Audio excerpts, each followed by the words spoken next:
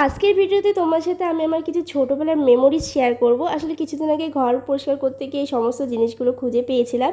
তো তার মধ্যে দেখো প্রথমেই রয়েছে এই এত স্টিকার। আসলে ছোটোবেলায় না আমি এই স্টিকারগুলো কালেক্ট করতে ভীষণই ভালো লাগতো আমার। তো এখানে আমি অনেক রকমের স্টিকার কিনে রেখে দিয়েছিলাম। তার মধ্যে তো কিছু ইউজ করা হয়েছে আর কিছু তো এখনও একদম নতুনই রয়েছে। আর স্টিকারের মধ্যে দেখতে পেলাম একটা ছোটোবেলায় খাতা ছিল, তার মধ্যে দেখলাম এই স্ট্যাম্পগুলো কালেক্ট করে রেখেছিলাম আমি কিছু। এই সমস্ত কিছুই হচ্ছে একটা ওল্ড মেমোরিজ। তো এখানে না কিছু পুরনো ড্রয়িং খাতাও খুঁজে পেয়েছিলাম, তার মধ্যে অনেক কালারিং পেপার ছিল যেগুলোতে আমি একসময় অনেক ক্রিয়েটিভিটি জিনিসও বানাতাম। তো সেইগুলো তো করার এখন একদমই টাইমও হয় না। আর এখানে দেখো একটা গোপাল ভাঁড় আঁকিয়েছিলাম, তবে এই গোপাল ভাঁড়টা অনেকটাই স্লিম হয়ে গেছে এখনো।